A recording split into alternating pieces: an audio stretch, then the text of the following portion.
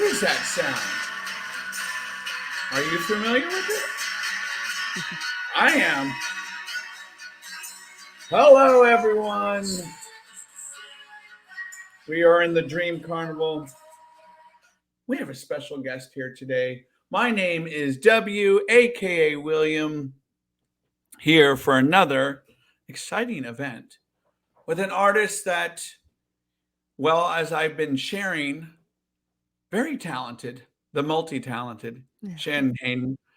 And before we bring Shannon in, I want to give everyone a quick little intro on how I learned about her artistry, not just through the work that that I was familiar um, with Lily and Madeline, the folk duo, indie folk, if you will, but as a solo artist, I had the good fortune several years ago of taking my little ninny muggin students to San Francisco um, to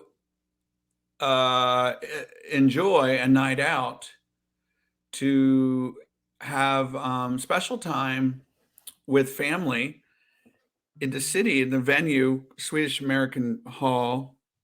And Shannon was opening for Lily and Madeline, performing by herself. And I remember the students and myself, including the parents and other um, participants, were just mesmerized by Shannon's work on stage. And what was so engaging, captivating was the fact that there she was doing her solo work on this amazing, amazing kind of one woman, if you will, stand, incorporating all these different textures and layers and sounds. And I remember sitting there going, how in the world did she do all this? And the tremendous amount of work that is involved in creating that set piece and creating an ambiance and a mood. And what I loved is the fact that my ears are attuned for this, but my students, who are very, very young at the time, I love that they were really having to concentrate and probably hadn't seen anything like that. Yeah.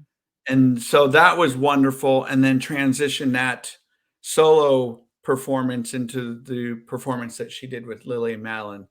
It was just a great night of music. So that's how I got familiar with Shannon's work as a solo artist, and that's where we are today. So, hello, Shannon. How are you? Pretty good. How are you, William? I'm doing quite well. Thank you for connecting and wanting to do this Oh, event. It's thank been you. nice. Of course, it's been nice reconnecting with you. It had been a while, and I'm glad we're here today to talk about you as an artist. We have a lot of ground to cover. So, if you wouldn't mind just giving our audience a little bit of background into your artistry. When did this all start for you? Um, I believe the story is I was 3. I do remember these memories. I remember some very early memories from my life, but I heard on the radio, I guess, or it could have been my dad's album collection, which is vast and extensive. I heard Eleanor Rigby by the Beatles. And I just love those sounds. And I loved that low instrument that I heard. And I was told it was a cello. It probably didn't register very much for me at the time. But then what felt like a couple weeks later, but in a 3-year-old's brain, it might have been a year later, I saw on PBS Bjork was performing with the Icelandic String Octet. Um, that's amazing to think, actually, that PBS aired that show. I mean, Right, good for right. them. This is late 90s. This would have been during her album Homogenic. And so it's very string heavy, dramatic. It's like volcanic sounds and strings. And that made a big impression. And I guess at that point, I started asking my parents for a blue cello and a green guitar. I think actually, sorry, it was a green cello and a blue guitar. Because, and the reason I asked for a blue guitar was because, my parents were constantly bringing me out to shows, even as a 3, 4 year old. There's stories of me even when my mom was still pregnant with me at an organ concert, and I was like pounding, kicking away, probably because I just wanted to hear those highs more and be out in the space. But they were always taking me to shows, and I remember distinctly going to a Barnes and Noble because my parents couldn't take me to a lot of shows being over 21. So they had to be pretty creative with the outlets. And of course, there's a lot of classical. And then also Barnes and Noble would have, I think maybe on Friday nights or something in Kansas City, they would have live music, which is also tremendous to think about now. And I just remember this one guy playing a really spacey blue guitar, like a V shaped wild guitar. And that I begged my parents for nearly 4 years for a cello after that. And at almost 7, they decided that it didn't seem to be a phase and that they should probably find a teacher for me. Tell us about your parents a little bit. My parents, my dad he used to be a high-end furniture builder. He went to art school. He's an avid music head, and he is still, people that know us closely call us the two-headed monster because I hardly ever send anything out because I do a lot of producing for other people as well. And I don't send my own stuff out to other people. I don't send stuff that I'm working on for other folks to them until he's heard it. So he's one of those people that, one, I feel extremely comfortable in sharing the ideas right off the bat, and then also I know that he will just have the best references and things I would never think about, and he'll go way back in his album collection and be like, oh yeah, Emerson, Lake and Palmer, check, such and such a song track, whatever album, whatever. And modern references too, actually. We just had a conversation about some more modern references. And yeah, it's invaluable to me. Um, and it's, yeah. So we work very closely. And my mother played flute in junior high and high school, and I think that's where I got my dexterity from. I think from my mom, and I haven't seen my dad wield. Oh, he's very good with his hands too. Furniture builder, Mhm. and but yeah. So they did everything for me and my music, and drove me everywhere, and Mm. flew me to where I needed to go. I started doing international competitions at 14, and my Wow. dad just had to like get up and leave and go with me or take me. So they're very, very supportive, and still, I rely on my dad very heavily as my second pair of ears. That's fascinating because many artists that I have spoken to um, have either said that both set of parents have been very supportive, or it's been split, or they've kind of cut against the grain and gone against parents' wishes, Yeah, particularly during their teenage yeah. time. Hmm.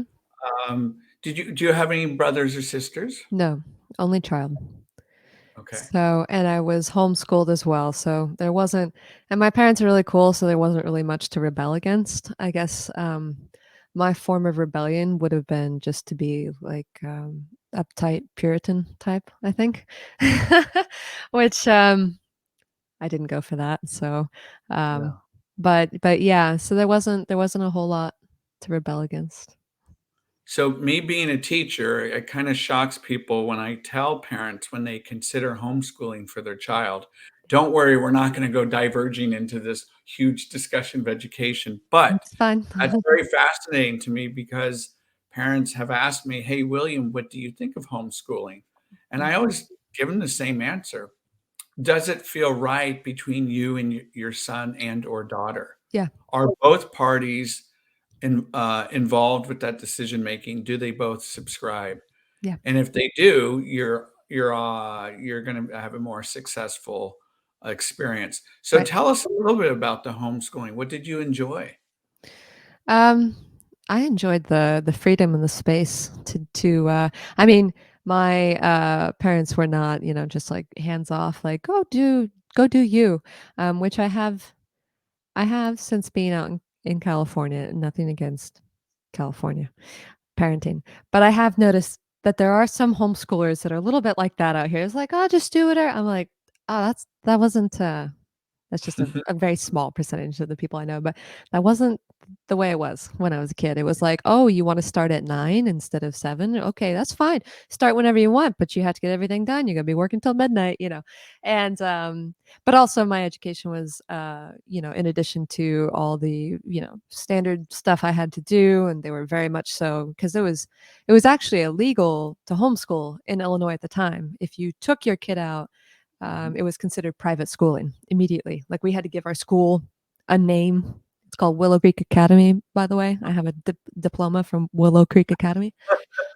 That is the creek that runs behind through our farm. Um, but yeah, it was. I mean, I remember some years getting up at 4 in the morning and just trying to get all my when I was going to school until fourth grade, I was getting up at 4 in the morning to practice my cello before I would go to school and then come back and practice some more and then do homework, so it was getting a little bit crazy and the travel got a little bit crazy and my school definitely did not work with me trying to be a musician. If I was training for the Olympics, that might have been different, but music, so it was very small town vibes. And so, yeah, just lots of music, lots of normal education as well, lots of reading. I really liked, even as a only child, I never felt like I had enough space. So I was like happy with being homeschooled. And then it started getting pretty alternative, I would say, when I was 14, my dad was like, "Okay, well, it sounds like you're definitely going to be an artist. I mean, it looks like that's your path. So let's devise a lifestyle for you that will support your livelihood, so and enable you to be flexible and not compromise and do exactly what you want to do artistically." So he took his chainsaw to our family farm. We were living in a small town near our family farm in Illinois at the time. And he cut down the trees and showed me how to build a house with the wood that was right there on the property. We got solar, that was 2004, so it was a little bit difficult, to figure out like, what do we do with this? Not much info on the internet at the time. And growing our own vegetables, our own food, raising our own chickens. And so we started, I had that whole side of my education as well through high school. And then I went off to college, and then I was traveling and touring for, 10 years after college.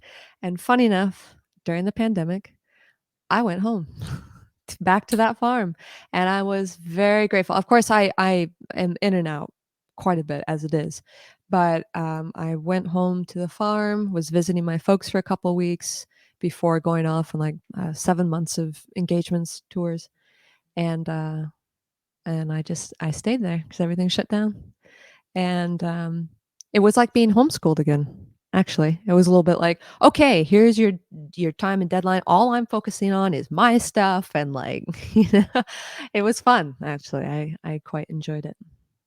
But That must have been that yeah, that must have been a great reconnection. yeah, yeah, it was beautiful to spend time there, more like continuous time there, which I haven't been able to do that much time since college. So I love that I'm hearing, this great bond that you and your parents have and how supportive. Tell us a little bit about the discipline. Was that something that was instilled from day one from mom and um, or dad? Or is that something you built up over time? on the music end, I was very dedicated from the beginning. Yeah. So my parents got to use that as a well, you can't do music until you do your math, you know. So so that was kind of a nice motivator. I guess it would be like I never played video games as a kid, but I guess for a lot of people it might be like, well, you can't play video games until you do your homework. Well, music was that for me. So yeah, as far as the discipline, I wish I had that discipline now. It seems like it gets more difficult as the years go on to get as much done every day as I feel like I did during those years. And I'm actively actually trying to get back to that, and which is cool because that was a lot of it was self-imposed. My parents were guiding it, but a lot of it was self-imposed. So for me, as an adult, if I don't feel as disciplined as I was then, I feel it, you know, because no one's telling me what to do. It set me up for a career where you can do whatever you want, which isn't doesn't provide much structure, and it can provide a lot of questions, you know. And Right. so if you don't stay on track, like I learned to do through my self-education, um, it can be hard in this industry as a freelance musician, make calling all your own shots. So And what are the benefits? the benefits are, I mean, I think uh, the benefits of what the Calling your self-driven own shots. discipline. Yeah, Oh, calling exactly. my own shots. Yeah. I mean, I don't think I would fare terribly well. Just, you know, plotting the usual path, or, you know, as I'm classically trained cellist, so, you know, a lot of people, I was very much so on the solo classical performance, you know, path. And but that's what my teachers thought, and that's what I wanted to do. I wanted to be a solo performer and everything, but not necessarily playing Beethoven every day. Um, but, so they didn't really know that I had a whole side path going on musically too, which, I know I'm getting off topic, but that started about 13, 14 as well. I started playing guitar and playing in bands and doing that whole thing. So I started kind of dividing my classical, very strict classical studies with, broadening into new horizons. And, you know, both worlds really helped each other, and that's what I ended up doing now. But there's no set job for what I feel I do best. Um, so um, so yeah, I just feel like I would be a bit miserable, and I felt this since I was 10 years old. I started playing in university orchestras and everything. I love orchestras. I love going to hear orchestras, sitting in the hall and listening. I don't love playing in orchestras. I don't, and that would have been a very normal route for someone in my case to do that, or to go out as a solo performer and play three concertos over and over again. Um, but so I just wouldn't have been that happy, I think, doing that. And this lifestyle is a lot less security, and there's way more questions involved. But there's also I am never bored, you Yeah. know, and it's always different and it's always changing.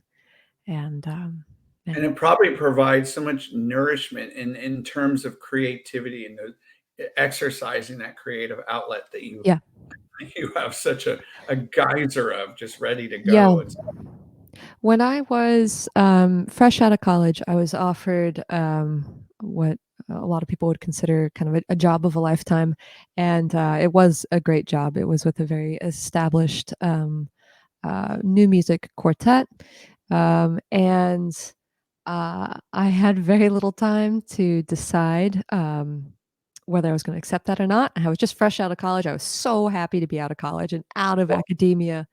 what was the quartet? It was, the Kronos Quartet. Oh, wow. But, but yeah, so, fantastic. I mean, I grew up, watching them. Every time they would come through Champaign-Urbana and play Cranach Center, you know, I saw them, and I loved, you know, when they were playing Phil Glass and playing, you know, my favorite composers and stuff. But, but there were many, many reasons for why there was a pretty long time commitment involved, and, also the direction of the group is always changing. Yeah. And, I was made quite aware that I wouldn't be able to do my own thing, which I really appreciate them telling me that. And they would want to incorporate into what I was doing with the quartet, but whatever. But I was just thinking recently too, and I knew as soon as that offer went away, I knew that I was gonna be like, well, I'm on the slower road, but hopefully most fulfilling, to be building my own thing or my own groups. And I did think recently, the pandemic actually really allowed me the time off the road to just start exploring everything I can do in the studio. I started playing drums, I started playing bass, I started producing more for other people. And I was thinking, I was like, if I had taken that job, I wouldn't be doing this. Yeah. I wouldn't be able to do these things and have this kind of creative control. And but yeah. So I forgot the original question. The No, benefits. yeah, yeah, no, Yeah. don't, all good as far as topic. So if you wouldn't mind sharing, you have painted a very clear image in my head regarding your childhood. Obviously, I don't know all the details, and I know very, very, very little. Was there an experience that you had that had a very significant impact on your life, positive or negative? Um, yeah, I Could mean, be a death of a relative or anything like that. yeah, I would say that I am so grateful to my parents for continually bringing me to like fresh avenues of inspiration. And I definitely had some heroes in the music scene. My favorite cello teacher of all time, I had for 1 year from 10 to 11. And my parents, I always like a dream to study with her. She was like my Michael Jordan, and she was is still this beautiful blonde. I'm gonna turn off my phone real quick. Yep. That could be her. Yeah, maybe. I should Uh, call her. I should call her soon. But my parents were taking me to her concerts for a couple years leading up to me studying with her. I never thought I'd be able to study with her, but that was. I remember when she accepted me as a student, I was like, "Wow, this is amazing," and so that was very impactful. And then she moved away because she got a great job offer, and about after a year. But I mean, every time I just thumbed through my dad's album collection. That was always huge moments of inspiration as well. There were on the negative side, I would say on the positive side, there was just kind of continual fun outlets outside of my very strict classical training that I was continually enjoying. Um, my dad was very encouraging of me to pick up other instruments and start playing in bands, and that was just mind blowing. It's just like, oh, with guitar, you're encouraged to write your own music, whereas with cello, you never were, with my traditional training. And so there's lots of like mind blowing experiences like that. And, but on the negative side, there were also plenty of those coming from a uh, very traditional background and with very harsh Russian teachers who had interesting views on how young children should be taught, and lots of rivalry. They're always trying to like stoke the competition between kids. So one festival, and fortunately, most of the negative stories are actually pretty amusing. I would say this one might be the most amusing though. One festival I was playing at, I was 12, and there was a competition, and I won the competition. And there were, I mean, kids from my age to 18 entering it. And so, as a result of winning the competition, you get to play a solo with the orchestra at the very end. And the day of that, all the older girls are like gathering around. They're doing my hair and like my makeup and all this stuff. And they're using a can of hairspray. And suddenly, this boy, 18-year-old boy, or 17, I can't remember, who apparently was rather upset that he lost, came through with a lighter and just lit Oh, up the hairspray. My whole upper body was in flames until only for half a second, until a very, very sweet and very large counselor came through and just pounded me to the floor and just put out every flame and, most of my breath as well. Um, so there was plenty of that kind of stuff. That's the most amusing to me. That definitely made me think a little bit, although I was still pretty young, but it definitely made me think, it's like, "Oh, this seems like a bit of a hostile situation that I might be in for the rest of my life, if I pursue music." And, not to that extent. I wish there were more stories like that, but, other stories of, like, stolen bows before shows and music stolen. It's like ballet light, classical music. It's like ballet, I think, takes it to a whole other level, but classical music, we make a valiant effort. Um, I think that's changing. I do hear stories from people now where, teachers seem nice and, more, more encouraging of the idea of looking outside the box. I think it's changing. But during my time, it was pretty staunch, and it's still the classical music world is still pretty, yeah. it's slowly being made to change, I think. How much of your childhood did you have to negotiate or compromise in terms of the amount of work that you were doing? So, Mm. for example, do you feel like you missed out on your childhood in any way? No. No, not really. Um, I mean, my parents were very conscious of the idea. They were raising a little freak, and, so they wanted to make sure that, it's like, "Hey, enjoy normal life," and all that stuff. But, I mean, it was a little hard being, only child and homeschooled and having a normal life. But, uh, I never really felt like I missed out on much, and I found plenty of time since then to partake in very normal activities. I went off. I didn't want to go. I was given a full ride to Juilliard. I did not want to go to a conservatory. I wanted to go to a college that had a football team, and just like, and my favorite cello teacher was at Yale where I went to school. But so that was the main motivator. But I wanted to take, all the normal classes. I wanted to take normal undergrad classes. I wanted to have normal friends, and being homeschooled and an only child from middle of nowhere in Illinois, I think I was one of the most normal people at school. So it wasn't a very normal and that's not saying much for them. I Mhm. mean, great people at Yale, but, it wasn't yeah, I haven't really been around many people that I was just like, "Oh, you had such a normal childhood. I wish I had had that." So maybe I just don't know exactly what I'm missing out on.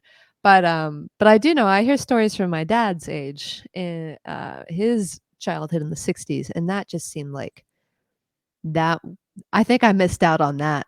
I think I Yeah, definitely missed out on that childhood as a society. There seemed to be some pretty big movements and some great music on the radio.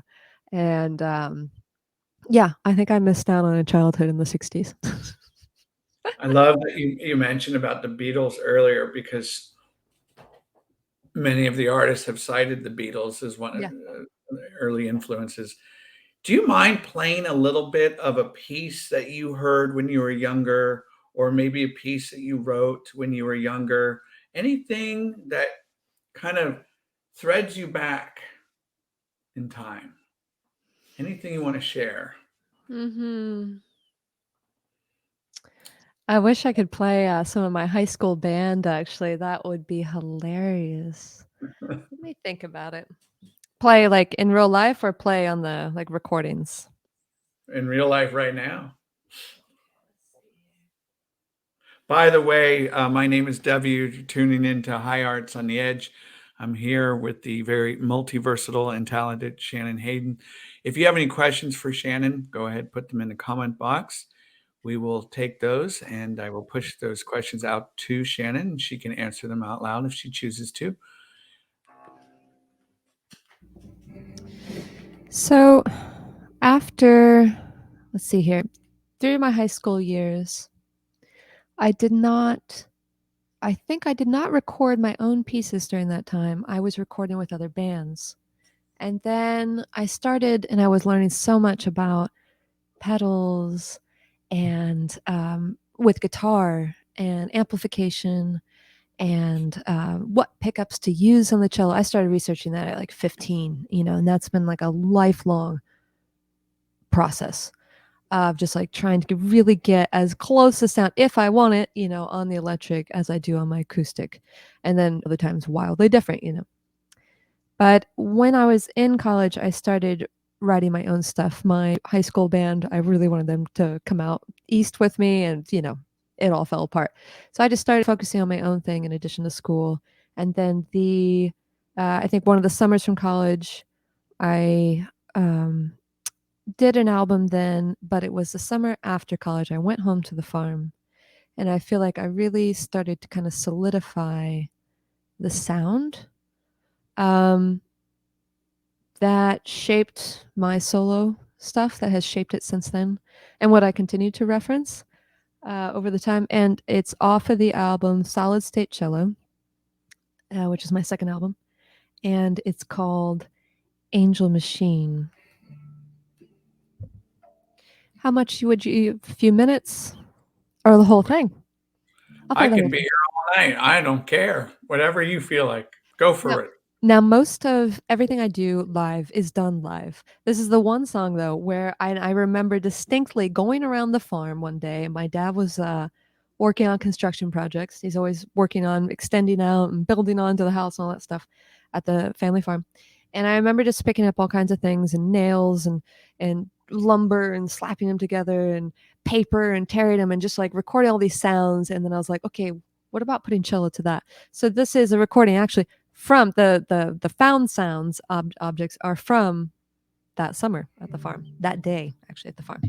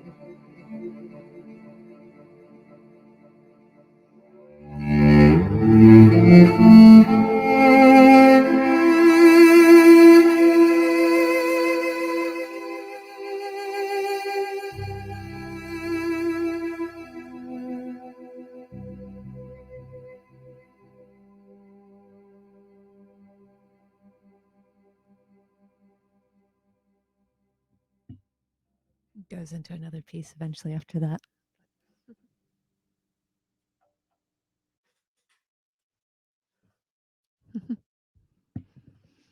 Bummer, you're done.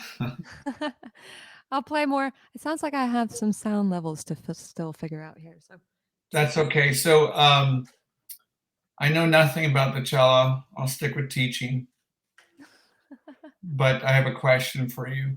yes. In playing that very, what I imagine to be a very difficult instrument, like all instruments, how much of playing a cello is based on balance, balance of posture, balance, Um, balance of the weight of it on your chest? yeah.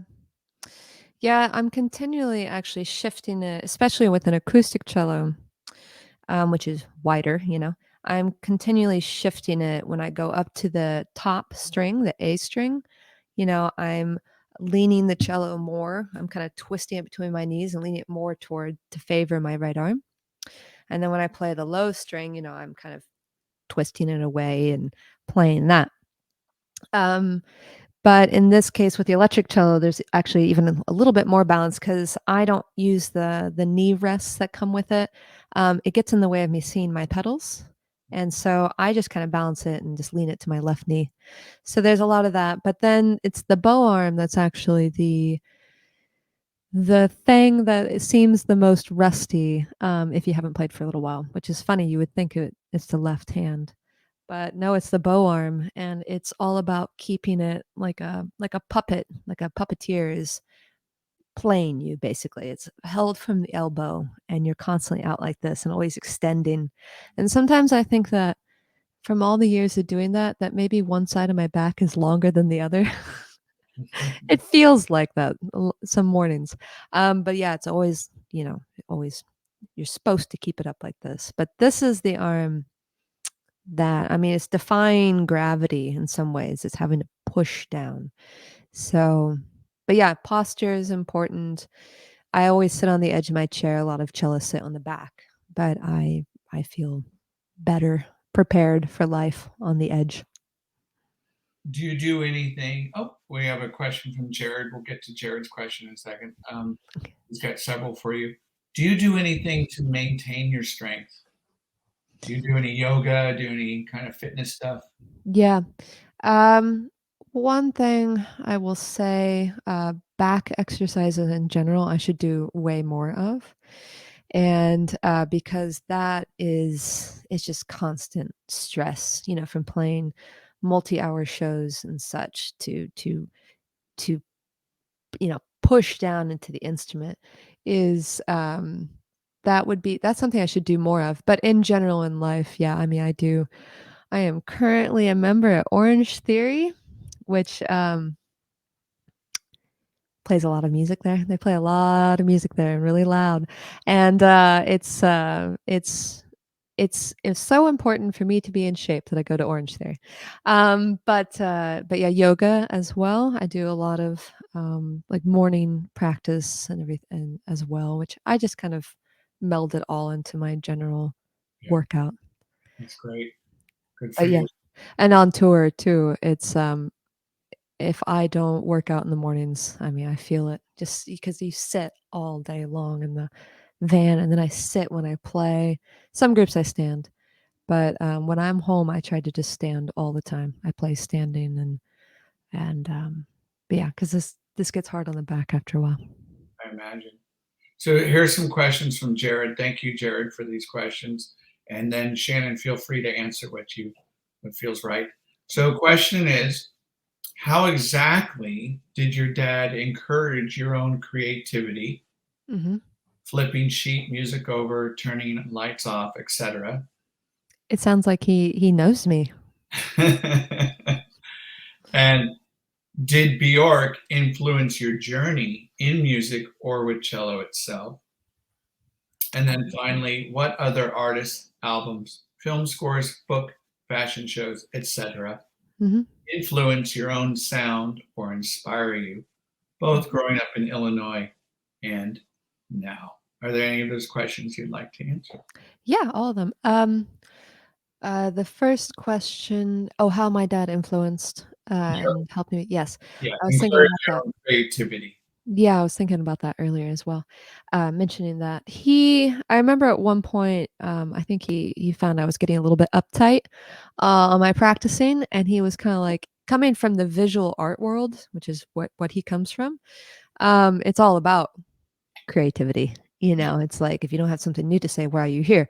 Um, Almost in the extreme, I think, throughout times has been. That's just an entirely different extreme than what I experienced in classical music. So he found I was getting stuck in a rut, I would say. And he came through one time on his way to the shop and he just flipped my music upside down. He's like, play that. And I was like, what? Of course, I could barely read it, and then I just ended up improv. He's like, "Yeah, that's that. Know your instrument." He also encouraged me to play in the complete dark. So just practice in the dark, which means you can't read any music, and just listen to the sound of your instrument and really know that instrument well as a result. Oh, And love yeah, that.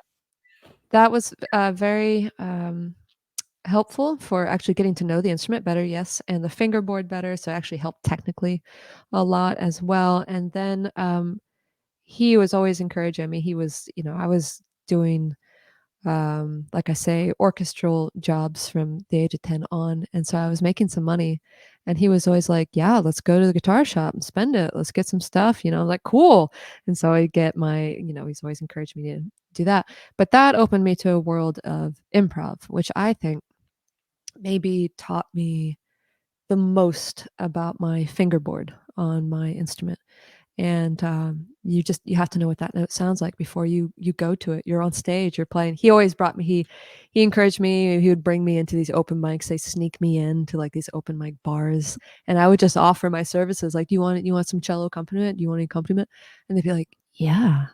And they would be like, so do I need to write out the keys or the chords or anything like that for you? I was like, no, no, no, that's fine. Just go for it. They're like, okay. And it was great training for me. And so that there's a lot on that. There's also a whole world of really listening to music that he was highly encouraging of. Um, and the details in these great recordings and noticing them. So there's that. And then, oh yeah, Bjork definitely influenced every side of my musical. I mean, from wanting to play music in the first place, because of the musicians she worked with. Specifically, it was more about the string octet at first, and I think she was pretty cool too. So I was like, well, that's really cool, but I like the cello. I don't know why. If she's pretty eye catching, you would have thought I'd be more interested in her. Um, and funny enough, I ended up actually studying with one of those members of the Icelandic string octet years later, but he was on that stage in that video performance that I saw that day. Um, but yeah, I mean, just her constant evolution, but her consistency through that of her own voice, and also she comes from a similar background, I think, of she went to music school for kids, like she was going to the conservatory in her early years, elementary and junior high, I think, um, or whatever system they have there. And so she learned to really appreciate, and she loves, Arvo Part. She loves, say, seems like classical elements of classical music. She has that background. She knows what good players are. She has all these references, and yet she's brought it into, made it relevant in this modern era. Um, and then there was, oh yeah, my influences. Yeah, I was pretty, as far as books and fashion shows. That's a funny thing that my dad and I share back and forth. This is a weird one, but we really enjoy. I mean, there's a lot of fashion shows that have really great music to them, and I can't even find who the artists are. I swear it's like white label YouTube music or something. But Chanel has a lot of fashion shows that are wildly cool. I haven't seen all of them. I mostly just see the ones that my dad sends me. So I'm just like, well, Chanel's awesome. But I haven't seen all of them. So but there's some really cool music in a lot of the more artful fashion shows that are out there, where I'm constantly finding new things, new favorite songs. Um, so that's an interesting world, and it helps influence stage dress and all kinds of stuff. But that's an interesting and strange world that I find fun and influential. And then as far as reading, I have been a little stuck in the past on my reading. I am an avid reader of 19th century literature. I love Charlotte Bronte, Emily Bronte, Anne Bronte. And I'm a little concerned about this new movie coming out about Emily Bronte, actually. And hmm? Go ahead. Go Well, ahead. if anybody in the comments wants to let me know if I should watch it, let me know. I'm very leery of these words put in the same sentence, historical fiction. I'm very concerned about that. So if anybody's seen it, let me know, please. I really don't like diving into movies without just knowing that it's not going to be a whole waste of my time. So I'm really, in books too, I'm just like, oh, I can't do this. So I love that. I'm currently rereading Pride and Prejudice. And I'm just like a bookworm. I'm just like reading like right through it. I do my music and then I take 5 minutes break every few hours and I read the book and then I go back. Um, so yeah, I'm definitely a little bit stuck in the past on my reading. As far as um, new music right now, like I say, actually, some of the most interesting music that I hear sometimes is from these fashion shows. But you did mention that I should share some of my favorite albums, which I can do. But I'm in the process still of moving into this space in California. It's been a while, but I have a lot of stuff, and I don't have my vinyl collection out here. I don't have a turntable. I have all pro audio stuff, but I do have one album with me right now, and it is from a modern band that I really enjoy, and it also their album art really fits the aesthetic of my backdrop. I think you'll agree. Starcrawler. Dark Knight. Okay, so tell us, how is that the one album that you have? Because I just went to see him live a couple months ago in Sacramento. Anyway, and it perfectly fits. I feel like my backdrop, but they're a great glam rock punk band out of LA that I the guitarist for that group is fantastic. Um, Now, my list of other very influential albums is very different than that, but not completely. But we can get into that. But do we get into that now, or do we play? So I would say I made a little Spotify list for you. Now I'm trying to reference it in my head. But a very influential album I remember hearing my dad put on. I think I was upstairs in bed and I heard him playing it in his shop late into the night, which was a normal thing. Like I always went to bed with music playing. Um, was Yes, Close to the Edge. And I remember hearing the huge organ solo in the middle of the first track. And it rocked the house because my dad did not play music quietly. And that was a big moment. I was like, whoa, rock musicians? And yet we have this big organ solo in the middle of it. This is crazy. And it was just kind of opening my world of like, just because you play a traditional instrument doesn't mean you just play traditional music for the rest of your life.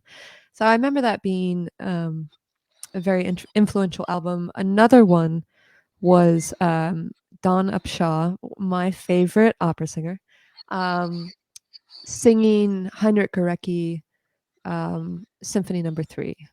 And yeah, exactly that. And that was so highly influential. Just those strings and how lush it was, and her voice is so always youthful and present. That's it. And another big one is Phil Glass, Einstein on the Beach. I mean, of anything, it just wins the best title ever, Yeah. in my opinion. But that was a huge one. I forget what album. Maybe that should be my question, actually. Ask a question for the giveaway that we might have later. Um, ask a question I don't know myself. The Genesis track that I sent you, what album is that off of? Foxtrot, Yeah, that's the album. What is the name of the song, actually? Completely forget. Watcher of the Skies. That's it. Yep. Yep. That was a big album. I don't know why I always have trouble with their track names, and I think it's because they're long and involved. Um, And that was early, that was early 70s. yeah, I know, isn't that crazy? Yeah, Close Uh, to the Edge was oh, that was going to be my question, so I won't say, but that was early 70s as well. oh, sorry. No, no, no worries, no worries. So okay, man, it's impressive. Again, I keep going back to that word multi-talented, but your palette is so rich and so diversified. And I can only imagine all of this is somehow um, strung along, no pun intended, inside the body of work that you do with music. You're all these influences somehow Yeah, manifesting themselves through the work. And not to say that you're copying anyone per se, obviously not, but it's astounding the vast amount of musical influences that somehow go from here down the arm to the fingers. I mean, do you ever think about that? It's like how much, yeah, diversity is what comes to mind, yeah, yeah, and how that plays a role. it can sometimes be confusing. But not Sure. really. I mean, if you think about it, when I'm in my head with music and I am trying to choose a direction, for where to take something. Sometimes in my head, it can be like, well, I can go in this direction or this direction. But in all reality, once I start playing, there's just one direction, not the band. But Uh-huh. it's just, and actually, I kind of want to start a thing where I reimagine a lot of my earlier stuff and see actually about, imagining second directions. But when it comes to it, when I'm in the moment, it's just one way forward, you know. And I'm not sure where I think at that point, it's like all those references went into developing the actual sound and the sounds that I choose and that I've developed on my own and in the privacy of my own home and the studio. And then when you're in the heat of the moment, you're on stage, you're just being inspired by those sounds and you are moving forward and the only way I know how to do, you know. How much do you enjoy playing live? Depending on the sound system, I really enjoy playing live. If the sound is fantastic, then it's an amazing experience. Sometimes it's work, and this is my encouragement to all venues to be like Canada, where they all have amazing sound systems. Um, and Oh, is that true? yes, they do. And this is a Lily Madeline story. I mean, from what I can tell, so far. But one time we made a long drive from New York to Montreal, and we showed up, and it was like a bar or something. And I was kind of like, oh man, I was really excited to like play a nice theater or something in Montreal, like a nice venue or a nice club or whatever. And it's like, is this not, I'm always just looking at the sound system. I'm like, what sound system are we gonna play through tonight? And we can have a great sound engineer. That makes life so much better. And well, I didn't know anything about the sound system. I did know it was a bar. The sound engineer was late, and when he did show up an hour late, he was drunk. So I was like, "Well, this is our Montreal show. Great." I was so excited. I love Montreal. And I just sat on the edge of the stage and just started playing guitar and jamming around. And these dudes in their berets and speaking French were like, "Oh." And so it was a fun show. But anyway, the guys showed up and drunk, and we didn't have a sound check. We just played. And I was kind of like, "Wow, why does this sound so good?" Like, am I just my standards were so low that I'm being tricked into like thinking this actually sounds good when it doesn't? And I sounded really good on stage, despite the fact he did have some flinging feedback here and there because he was like drunk. And the audience, it was a packed house. And I again, I couldn't tell, like, are they here because it's a bar? Or are they here for us? I couldn't tell at first. And then after a while, it became very clear they were there for us.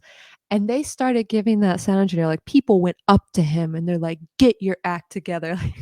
Like there were serious music fans. And then I was like, "Is this sounding as good out there as it does on stage?" I don't know. So after the show, I don't know why, but every show we played on that tour, they played Dreams by Fleetwood Mac after we played. Every venue, I guess it was the year that Rumors was making a big comeback, which is good. It deserves it. And but I had never heard that song so amazingly clearly. It was amazing. I was like, What's going on with the sound system?" And they said, "Oh yeah, it's like a $45,000, I don't know, Myers sound system or something." And I'm like, "For this bar?" And they were like, "Yeah, in Canada we get funding because the small venues get funding because um if audiences cannot hear up and coming artists well and in their full glory, then they're not going to get to they're not going to get past that first stage," which I was like, "Oh, Canadians are audiophiles." Yeah. Um, but yes, I do love performing, and I used to do much more of it before the pandemic, and we're just getting back to normal actually for touring starting next month. So I will be back out there and doing what I love very soon. You mentioned L&M. For those not sure who that is, that would be Lily and Madeline. So Sorry, yeah, I Lily want and to Madeline. I want to hear a little bit about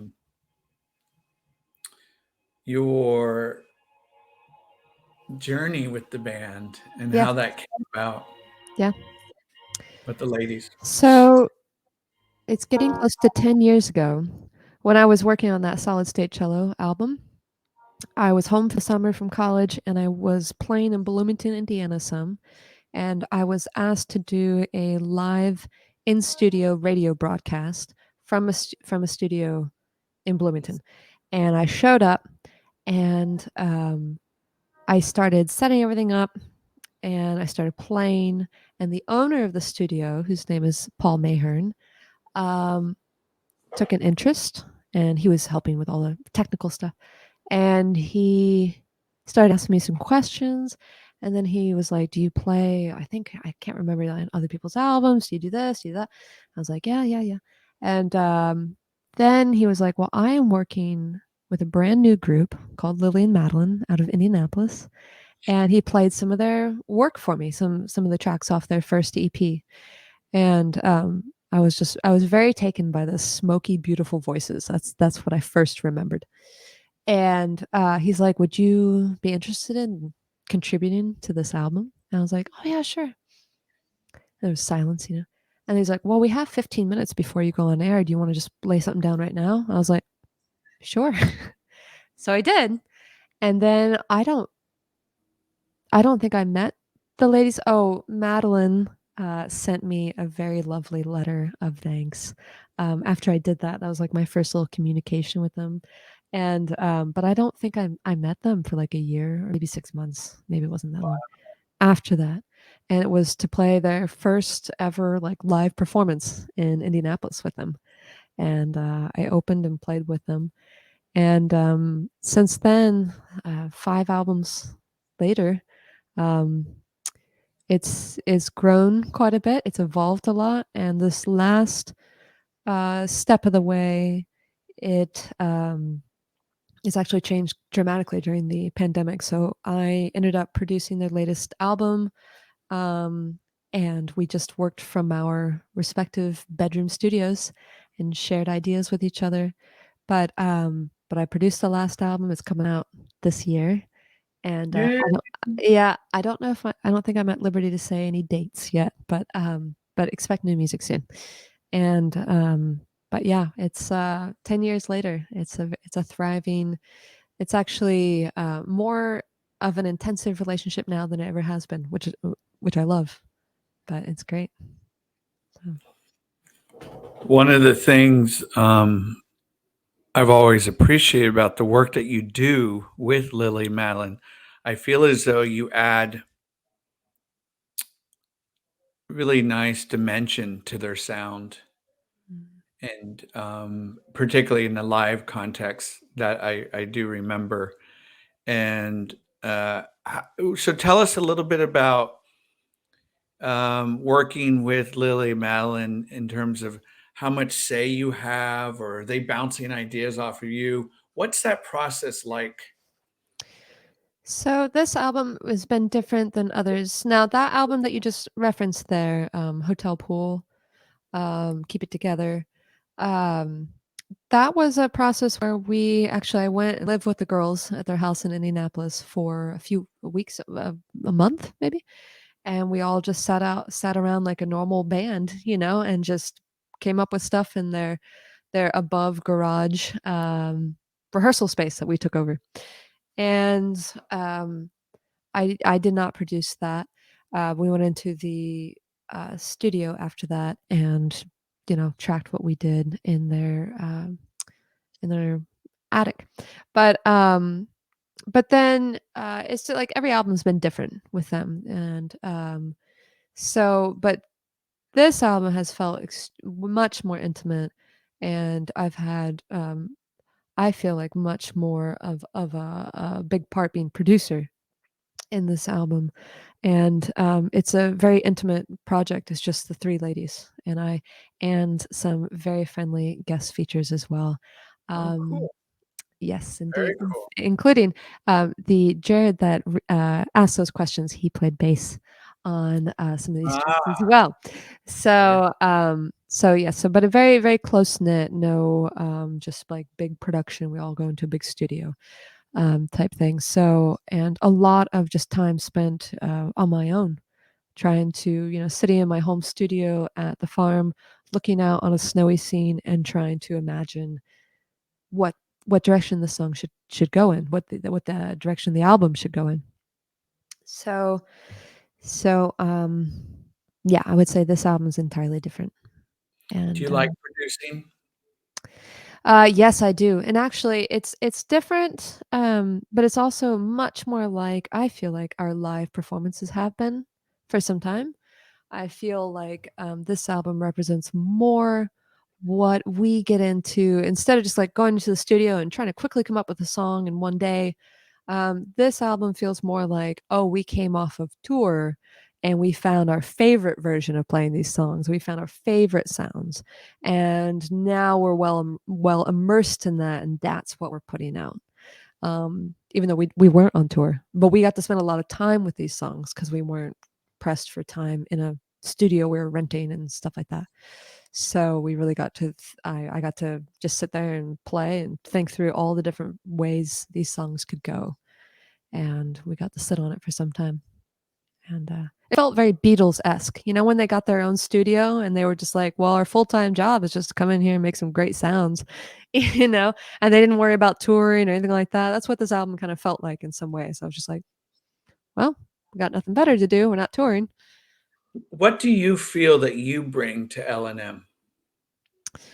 Um, I feel like I bring a glue to a lot of people's groups' live sounds. I feel like that's kind of what oftentimes I'm initially hired for, and then I kind of feel like it's just like an all-out takeover. After that, I'm just like I was hired as the glue, and then I just like like brought my pedals and everything, and the whole, and just like brought myself fully into the mix.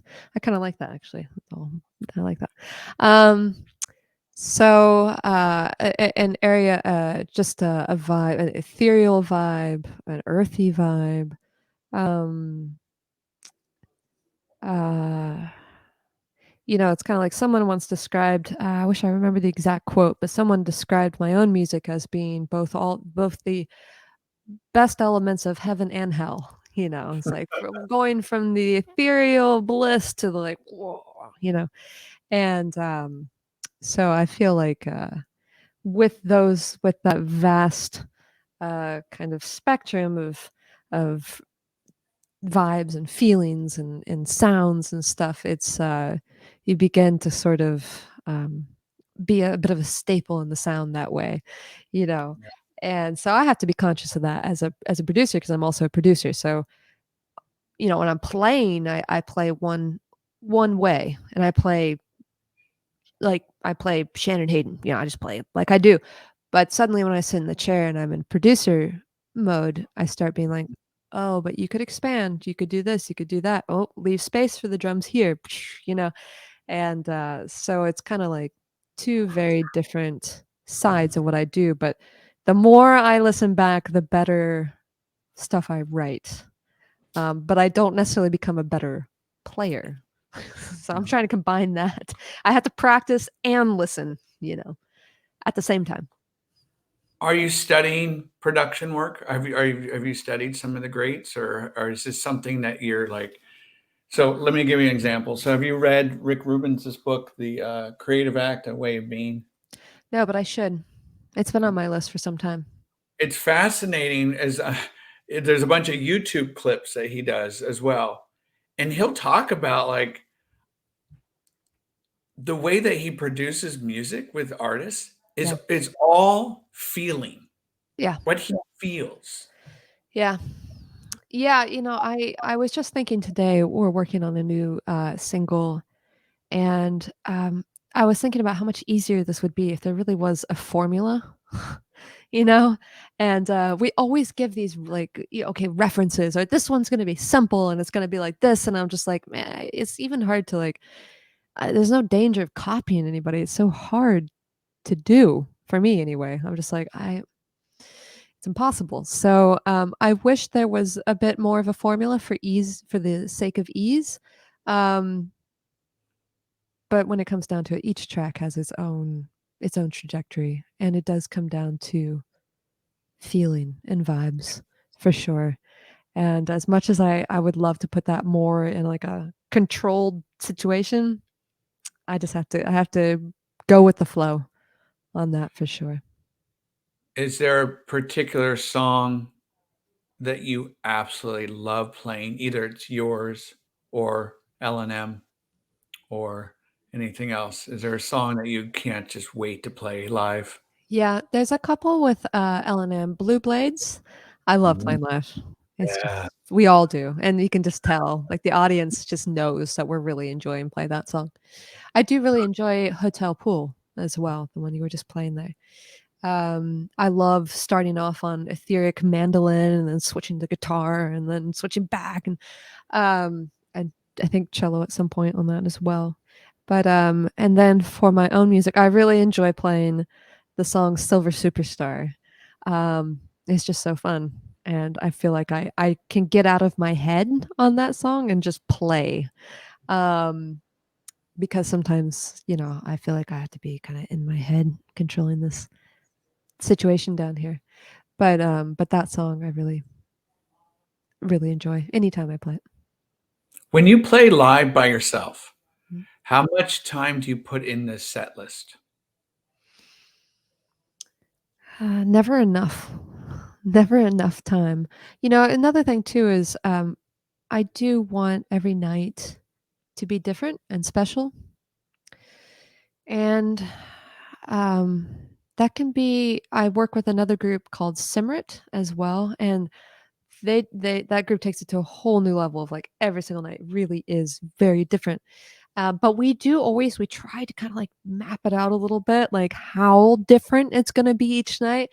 And it's almost impossible to do that. You got 5 people on stage, and whoa, we can't go with the set list because someone just started playing an awesome, line over there. So we're going with that now.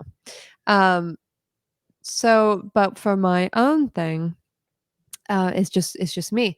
So I have to allow room for me to. I like that. Be inspired by this and improv on that for a while before I move on to the next song. But thought goes into it for sure, and then it always gets changed. So that's probably why I'm reluctant to put a lot of effort into it, because I end up just feeling out the audience anyway, which is the benefit of being alone up here is I can do that easier, you Right. know. Yeah. Right. Renee Hanselman asks, "Can you show some of your guitar talent tonight? Also, Mhm. you have amazing finger movements. How many instruments can you play?" Thank you, Renee, for your question. Thank you. I'm not set up to play guitar tonight, with just barely getting the sound over the live stream right beforehand. So, but there are plenty of references to hear me play guitar as well, which I'll share. And then as far as various instruments that I play, I mean, I've always played anything with strings. So mandolin, guitar. Recently, I was reluctant to do this, but I got a violin and I play it on my knee. And so, to make it feel a little bit more like a cello. And I would say it's perfectly fine for the studio. Um, I have not played it live anywhere yet. Um, but let's see. Oh, I recently, I mean, I've kind of played. I've always had a drum set around, but I started like recording drums and learning more about why does this drummer sound good? I started just studying more of that over the pandemic from a very much a production um, viewpoint. I just started, okay, I'm here, I'm alone, I need to octave down my guitar and just play a bass line like right now. So I started, oh, I have to listen to bass lines a bit more. Um, I can fumble my way over the piano keys. I did recently discover a hack for people who wish that they played keyboards, but never studied it, like I have never studied it. It turns out you can take your MIDI keyboard and just you don't want to always play the white keys. It always sounds like the same key, right? We'll continue playing the white keys, but you know, uh, put it up one semitone or something. I did discover that recently. That's the one I would say regret I've had with not studying officially was the piano, and I would highly recommend that anybody who has a kid starting out, I mean, let them play whatever they gravitate toward, but also I would encourage them to play piano. It's just so helpful because I've been doing lots of orchestrating, and it would just be so helpful if my piano skills were a little better. But they're fine enough, you know. I want to ask you several more questions, and then we'll wrap this up. Um, Jack White, Mhm. I've heard him talk about when he plays live, he goes in with the understanding anything can happen to sound. Yeah, And when something doesn't go right, yeah, he sees that as an opportunity and he'll go into that space and try yeah, to just take the dirt and the grime rather than some artists might be like, no, we got to start over or motioning to the sound engineer, whatever yeah, it is. yeah. I He's do love truly that aspect. Yeah, he's truly a master of that. Like I remember a story of him, and that's a huge early influence as well. Jack White. My favorite project he did, by the way, is The Dead Weather. I wish that was still happening. I love that. Anyway, but I remember a quote where he was saying that he would put his pedals further apart, or maybe he'd put his pedals like 20 feet from the microphone stand because he wanted the energy of him having to scramble over there and hit something and then scramble back and sing. And I was just kind of like, it's very different than my world because when I'm playing cello, when I'm playing guitar, sure, whatever, you can move around stages at will. But cello, everything has to come to me because I'm sitting and not mobile. So it's kind of funny in that respect. I feel like we're very opposite. But I think I have incorporated some of his stage desperation by playing multiple instruments. So inevitably, I mean, there's usually a guitar hanging off my back. There's maybe a mandolin on my shoulder, and there's cello in front of me. And inevitably, I mean, things get tangled every show. So I do have a little bit of an element of that I just try to play into. But but yeah, he's truly a master of that. And that's good inspiration for me Yeah. as well, because as much as I'm like audiophile, I want it to sound good. Well, not every night's gonna be like that, you know. and it has to be about that moment. Last question I have to ask you. Been waiting. Okay, so I went to go see Midnight Oil at the Fox Theater in Oakland, Hmm. on their last go around tour in the States here. And there was an opening artist who flew solo, and she was up there with her guitar. Her voice was lovely, it was very pleasant. Hmm. But to be matched with Midnight Oil, I mean, they couldn't be more Hmm. polar opposites in terms of style of music. Okay, so after her 45-minute set, like I said, it was very soothing, but I always felt it was lacking gusto, Yeah. some verve. Yeah. So when you are up there by yourself and you've created that set list, Yeah. do you ever think to yourself, you know what, this could be my last time on stage? Hmm.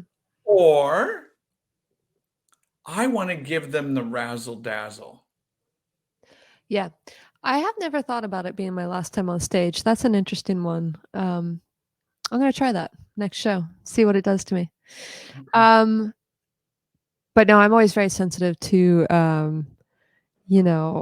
perhaps even overly so, of people who's just like, okay, are we on board? Are we on the, because I'm feeding off of the, especially being a solo artist, I'm feeding off of the audience energy as much as I am whatever I brought into the situation.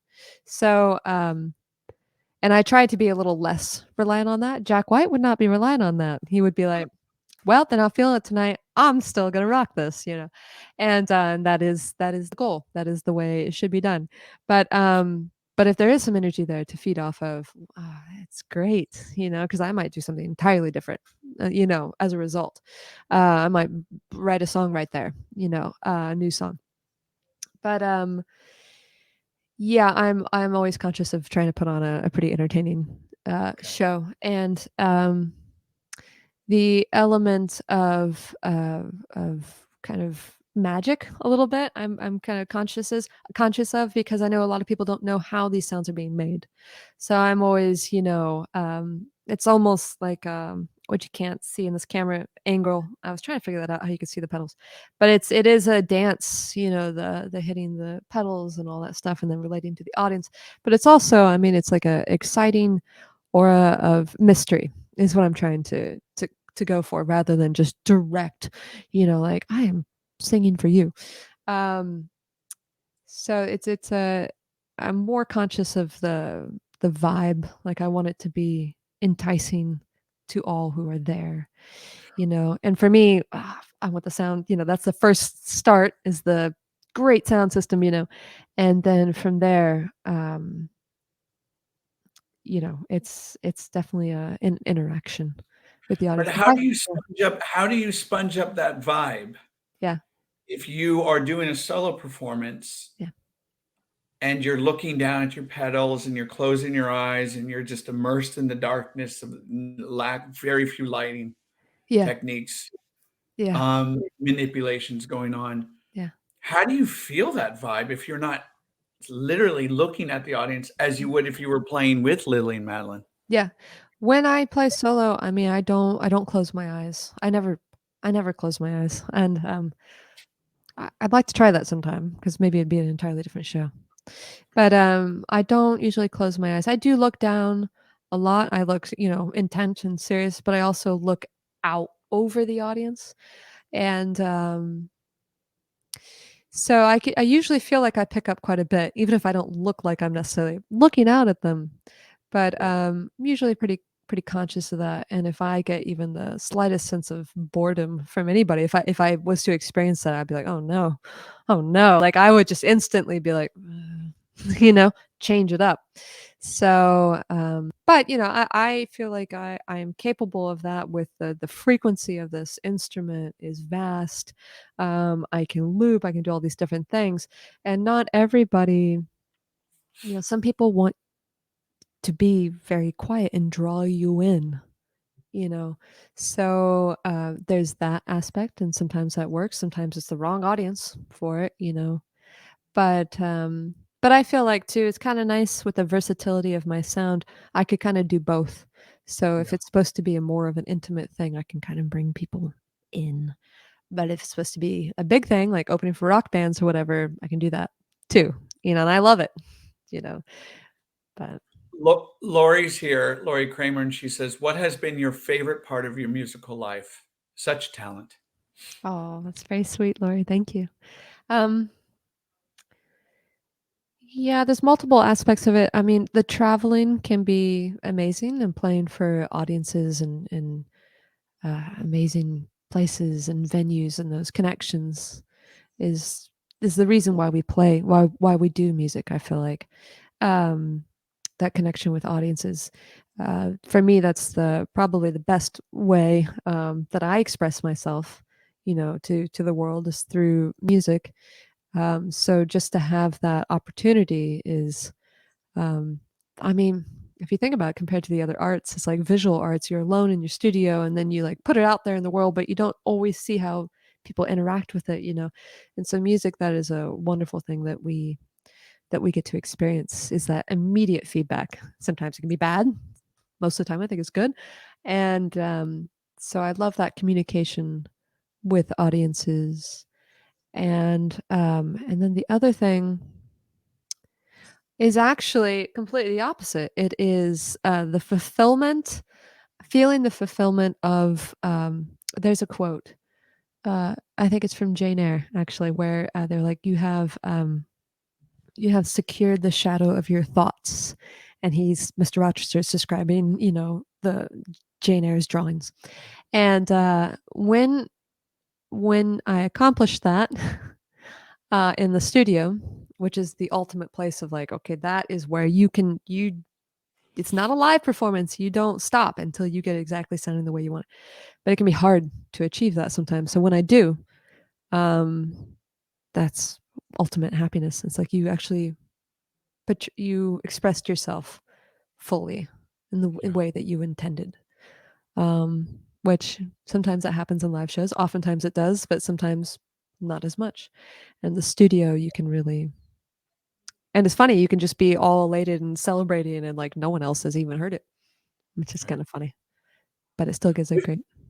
would you like to do a giveaway, or would you like to do one more piece before we draw the curtains on this wonderful conversation? I think we should do a giveaway.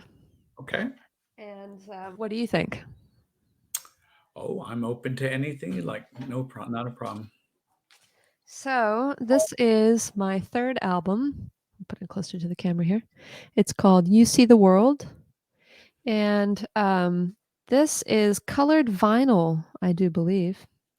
Are we doing one giveaway? Are we doing We can do one, two, whatever you. I'm open to whatever. okay.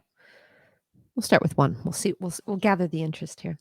And I was going to ask a question related to our earlier thing, and that was what year specifically was Close to the Edge by Yes released in? Googleable if you need to. Can you ask the question again?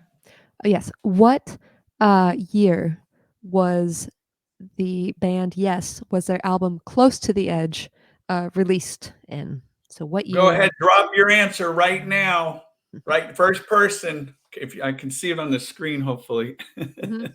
This here's the vinyl. Here's the color that they would get. Here, hold on a second here. And it also matches the background. Ooh, look at that. It's Do you have a big record collection back home? Home? yeah, because I inherited it from my dad. Oh, oh my goodness. He let me bring that to college. Actually, I had the hippest room I on bet everyone was in campus in your room. college. What a Yeah, good time. I had a Jared chair. says 1972. That's correct. But Jared, is he sure he doesn't already have a vinyl? I don't know Jared's collection, but We'll have to. Lori says Check it. 1972. What? No, what? Lori says 1972. Okay. All right. Well, I will. I know Jared, and Okay. we can work that one out. But Okay. I think he has a. I think he has a vinyl, but maybe he doesn't have color. But anyway, I'd Oh, say those two definitely okay. get it. That So. Yeah, maybe it's the variant he doesn't have. That seems to be. Yeah, that could be the thing. I think purple is pretty rare actually because they're random colors, so there's 4 different colors. So I think the purple one was actually kind of my preferred color, but it's kind of more rare, or is the blue one? Anyway, but yes. All right, so I'll deal with Jared, but Lori, you get this album. Woo! Way to go, Lori. Jared says exactly purple. Ah, I see. Exactly. Of course. Absolutely. Do you want to do one more? You're all good. I can do one more. Okay. Let's see if I can get my loop machine was a little hot, it seemed like last time. You're listening to Shannon Hayden here live right now. I am WAK William High Arts on the Edge. Thank you for tuning in. This has been a lovely conversation, as I knew it would be, educational and entertaining. So thank you for tuning in. We're going to close up this conversation with Shannon Hayden with the performance.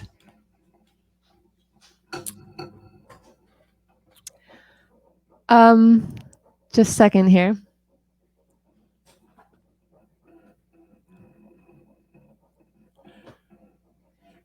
Do you have a moment for me to get this door?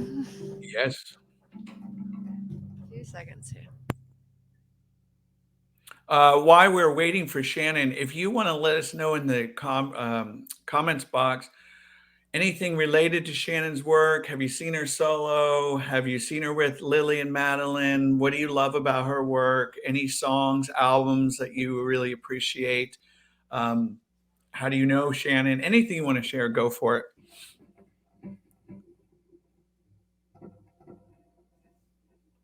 By the way, Shannon, can you hear me? Yes. Just we had mentioned Genesis. Peter Gabriel. You like Peter Gabriel Oh, yes, solo? of course. Yeah. He's coming to the Bay Area. Very excited. Oh, really? When? Yeah. When is he coming in? Oh, You have to send it to you me. want to say October? But I could be wrong. Someone check that on me. He's Okay. coming to the Space Center in San Francisco. I'll check it. Yeah. Sounds exciting though. Okay, this last song is the song that I was saying I enjoy playing live the most, Silver Superstar. And I hope you enjoy. Thank you again, William, for having me. This is a pleasure. Oh, absolutely. I've loved it. So thank you for your time. Thank you. Okay.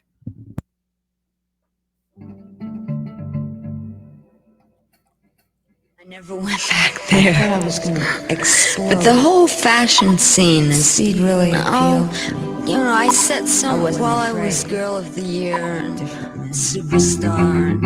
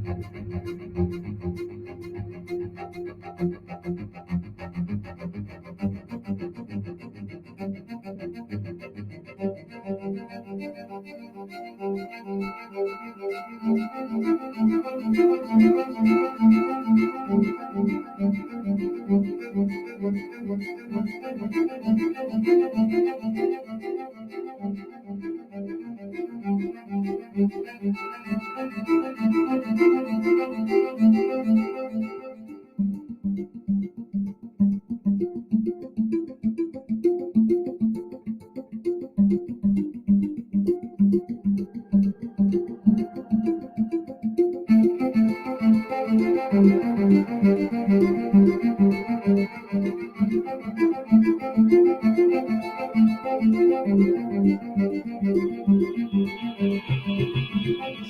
is the ultimate all-time high. That first rush. Wow. Just that burning, searing, soaring sense of perfection. To the city? Or to the country, to the river, near the sea. I mean, I can live there. There's no way to explain it unless you've been through it. There's no way to tell anyone who hasn't tasted it. I'd like to turn the whole world on just for a moment. Just for a moment.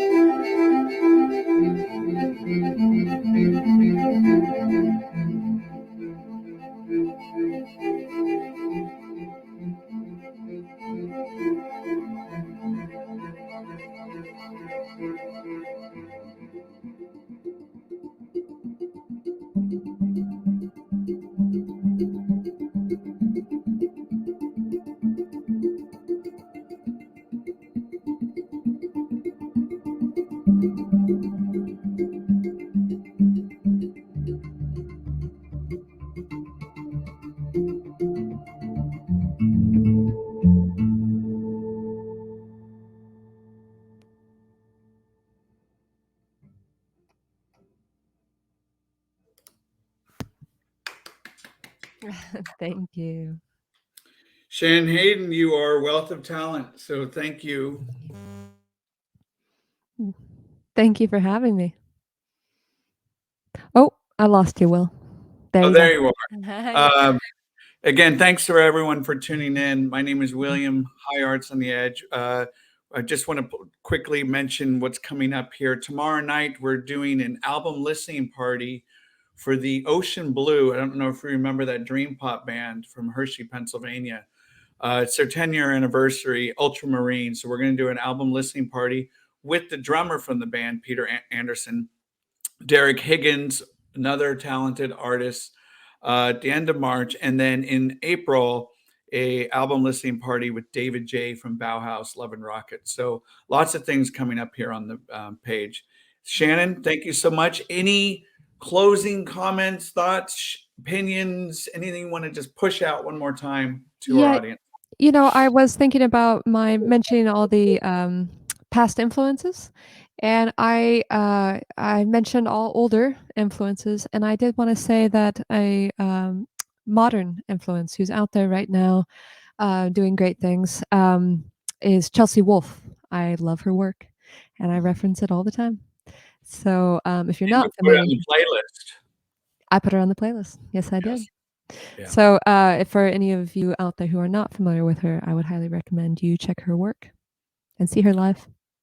So doing some live solo performances. You were just over at Chabot, Yeah. working on an Lily and Madeline album. Yeah.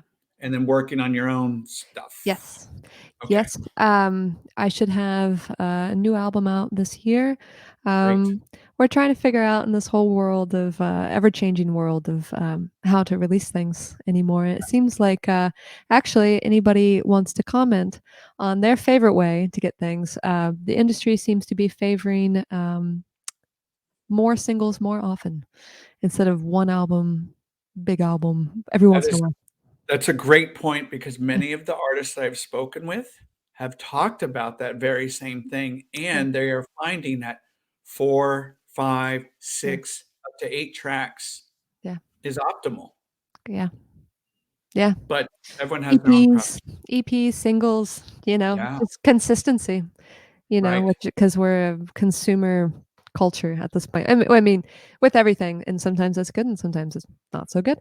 But we're also very digital now, so I'm thinking of keeping the original album format in addition to releasing singles all the time digitally. So I think you can do both. Great. Well, let us know how we can continue to support you as we will. Thank Thank you you. so much, everyone. Cheers, and keep listening to great music and exploring the arts. It's always a good thing. Always. My name is W, aka William. Ciao. Thank you, Shannon. Thank you.